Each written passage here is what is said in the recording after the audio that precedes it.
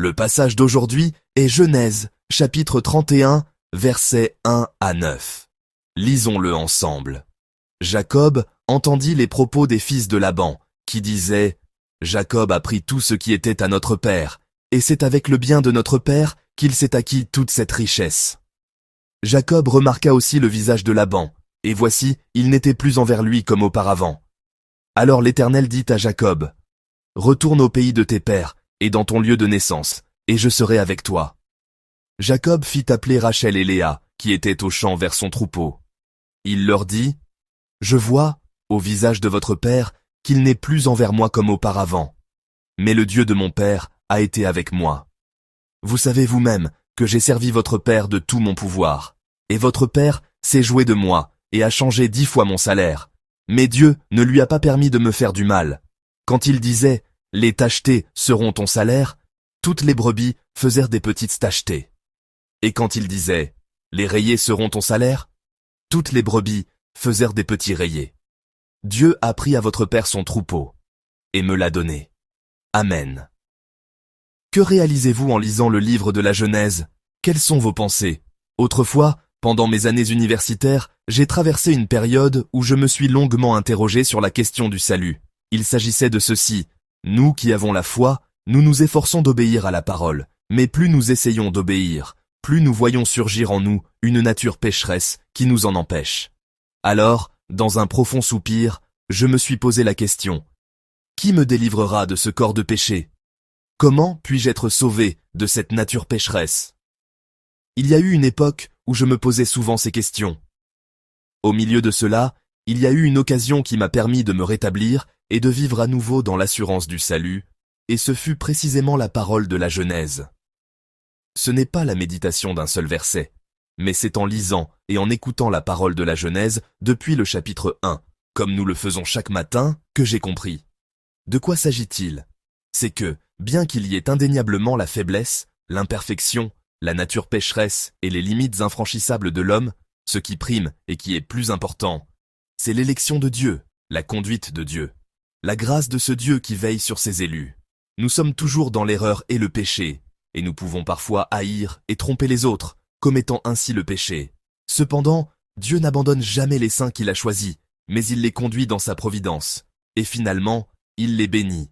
Je me souviens que, au milieu de mes profondes interrogations et de mes lamentations sur le salut, cette parole de vérité qui coule paisiblement à travers la Genèse m'a apporté une grande grâce et une grande émotion.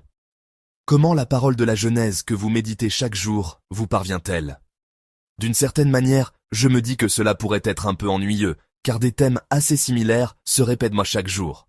Cependant, vous sentirez que l'élection, la grâce et l'amour de Dieu qui parcourt toute la Genèse ne cessent de vous interpeller.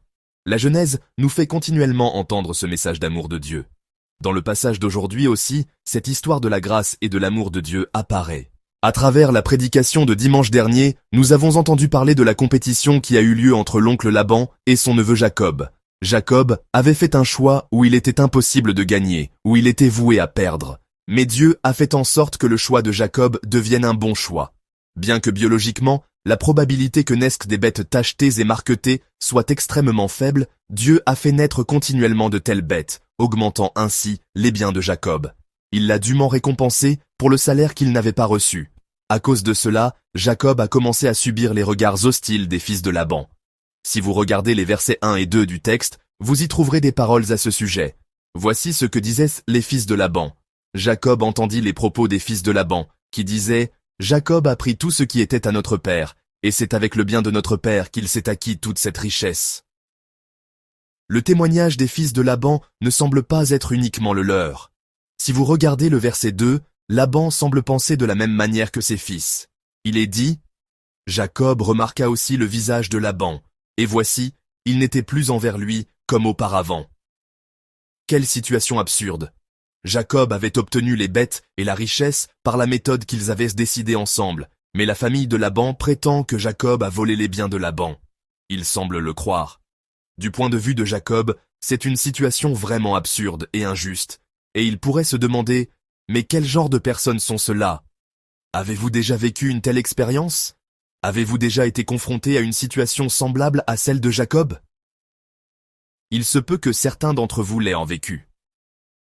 En rencontrant des gens et en entretenant des relations humaines, on voit étonnamment souvent ce genre de personnalité. Il y a beaucoup de gens qui manquent totalement d'objectivité sur eux-mêmes, qui accusent systématiquement l'autre et qui cherchent à tout interpréter de manière égocentrique. Jacob avait fait ce choix précisément pour que Laban ne puisse pas revenir sur sa parole plus tard. Mais Laban est en train de revenir sur sa parole. Il affirme que Jacob a bel et bien volé ses biens. Bien que cela semble être une situation insensée, de telles situations se produisent étonnamment souvent dans le monde. Si jamais nous nous trouvons dans une telle situation, ne la trouvez pas étrange du tout. Quand une personne est aveuglée par la convoitise, il peut être plus reposant de penser « Ah, il est possible qu'elle agisse ainsi ». Quoi qu'il en soit, du point de vue de Jacob, il était confronté à une situation très inconfortable, embarrassante et déconcertante. Comment Jacob devait-il agir? Comment devait-il s'en sortir? Dieu connaît parfaitement la situation de Jacob. C'est pourquoi il lui présente un moyen de s'en sortir. Le verset 3 dit ceci. Alors, l'Éternel dit à Jacob, « Retourne au pays de tes pères et dans ton lieu de naissance, et je serai avec toi. » Dieu dit à Jacob, « Retourne au pays de tes ancêtres, au pays de Canaan où se trouvaient ton père et ton grand-père. » Et il lui promet, « Je serai certainement avec toi. » Si l'on y pense du point de vue de Jacob, c'est une situation où il est inconfortable de rester chez Laban, mais aussi de quitter sa maison. N'est-ce pas? S'il reste chez Laban, la famille de Laban continuera à le traiter comme un voleur. Et s'il quitte la maison de Laban, non seulement Laban ne le laissera pas partir docilement, mais loin de régler les comptes pour ses 20 années de travail, on verra un Laban cherchant à l'exploiter au maximum avant de le laisser partir. De plus, même si Jacob réussissait et retournait dans son pays natal avec une grande fortune, son frère Ésaü, plus redoutable que Laban, l'y attendait. C'est donc une situation où il est difficile de rester chez Laban et difficile de partir. Mais il y a une chose dont il faut être reconnaissant. C'est que Dieu sera avec Jacob, il le lui a promis. Cette promesse inclut également le sens que Dieu protégera, gardera et bénira Jacob. Quel grand réconfort et quel encouragement cette promesse a dû être pour Jacob. Le verset 2 dit, « Jacob remarqua aussi le visage de Laban, et voici, il n'était plus envers lui comme auparavant. » Si l'on traduit ce passage de manière plus littérale, proche de l'original, on peut le traduire ainsi. Le visage de Laban n'était pas avec Jacob. Le visage de Laban n'était pas avec Jacob. Mais, au verset 3, on trouve une expression assez contrastée. Le visage de Laban n'est pas avec Jacob, mais Dieu dit qu'il sera certainement avec Jacob. Dans une situation difficile et compliquée, où l'on ne sait que faire, ce que nous devons chercher et espérer n'est autre que le visage de Dieu qui est avec nous, la présence de Dieu, la compagnie de Dieu. Regardez à Dieu qui ne nous abandonne pas même dans cette situation et dont la conduite est avec nous. Regarder le visage de Dieu et lui faire confiance, c'est la seule solution pour sortir de cette situation. Jacob croit en cette promesse de Dieu et décide de quitter la maison de Laban. Mais au moment de partir, un autre obstacle se présente, ses femmes, Rachel et Léa. Jacob a la responsabilité et le devoir d'emmener avec lui dans son pays natal, Rachel, Léa et les 2 autres concubines. Les 2 concubines suivraient probablement si leur maîtresse le leur demandait, mais la question cruciale est, Rachel et Léa suivront-elles Jacob?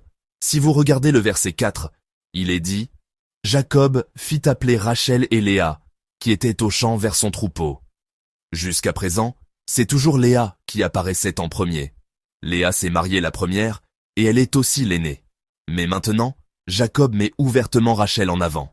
C'est une situation où l'on peut voir que Jacob a affirmé plus fermement son amour et sa volonté envers Rachel. Dans une telle situation, Léa suivrait-elle vraiment Jacob? D'autant plus que les relations entre Rachel et Léa ne sont pas bonnes. Du point de vue de Léa, il pourrait sembler préférable de rester dans sa famille paternelle, de vivre avec les siens et d'avoir une vie stable, plutôt que de suivre un mari qui ne l'aime pas sur un chemin inconnu. C'est pourquoi Jacob fait venir Rachel et Léa pour les persuader.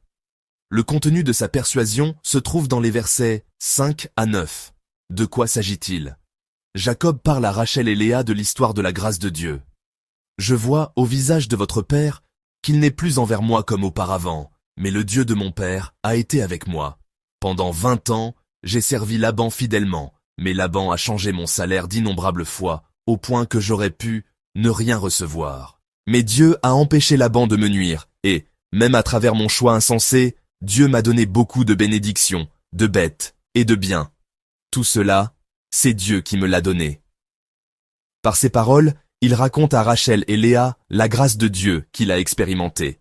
En voyant cette histoire, je me suis souvenu de celle de ma propre famille. En tant que pasteur, je me trouve souvent dans des situations où je dois déménager plus souvent que les gens d'autres professions et changer de lieu de ministère. J'ai fait le compte et j'ai constaté que j'ai beaucoup déménagé. Depuis que j'ai commencé mon ministère, je pense avoir déménagé environ 6 fois. Et ces 6 fois n'étaient pas de simples déménagements d'un quartier à un autre, mais des déménagements qui traversaient des villes et des provinces. Ce qui est important, c'est qu'à chaque fois, un processus de dialogue avec la famille, parfois de persuasion, d'accord pour aller ailleurs, et de partage d'un même sentiment est absolument nécessaire. Si l'on dit tout de go, pour telle et telle raison, il faut aller ailleurs, allons-y, me suivrait-il? Non, ce n'est pas que la famille s'oppose à la volonté de Dieu. Mais il faut du temps, et un processus pour discuter, réfléchir, prier ensemble et recevoir la réponse de Dieu. Jacob est en train de passer par ce processus en ce moment même avec ses femmes. Il leur raconte les 20 dernières années de sa vie, comment Dieu a agi envers lui, comment il le guide maintenant. Il partage avec ses femmes ses confessions, ses histoires et ses témoignages sur la grâce de Dieu. Ainsi, Jacob déploie l'œuvre de la grâce de Dieu en partageant son témoignage de grâce avec ses femmes et en rassemblant leur cœur. L'une des erreurs que nous commettons souvent est d'imposer aux autres la réponse que nous avons reçue de Dieu. Si l'on se met à la place de Jacob, ce serait comme dire « Dieu m'a dit de retourner dans ma patrie. Donc, vous devez y aller aussi. Allons-y. » S'il parlait ainsi, ses femmes le suivraient-elles? Elles répondraient « Ah, ça, c'est ton histoire, nous, on ne sait pas. » En fin de compte, Dieu doit aussi donner la grâce et l'émotion à ses femmes. C'est pourquoi Jacob raconte l'histoire et le témoignage de la grâce de Dieu qu'il a expérimenté, et il déploie la volonté de Dieu en dialoguant et en priant avec elle pour qu'elle puisse entrer dans cette œuvre de la grâce de Dieu. La vérité immuable est que Dieu tient nos vies entre ses mains et qu'il nous conduit avec une grâce, un amour et une fidélité constants. Ce que nous devons faire, c'est déployer l'œuvre de la grâce de Dieu en partageant et en transmettant aux autres l'histoire de la grâce que nous avons expérimentée, reçue et appréciée. Nous qui avons connu l'étreinte de Dieu, nous devons étendre cette étreinte dans nos vies. Je vous demande ardemment d'avoir la grâce de déployer l'œuvre de la grâce de Dieu sur le chemin de votre vie aujourd'hui. Cette œuvre s'accomplit par nos lèvres qui ont reçu la grâce, par nos vies. Je vous demande ardemment que nous soyons tous pleinement utilisés comme des canaux de bénédiction, en partageant et en transmettant à ceux que nous rencontrons l'histoire de la grâce, l'histoire de l'amour de Dieu, l'histoire de l'évangile de la croix.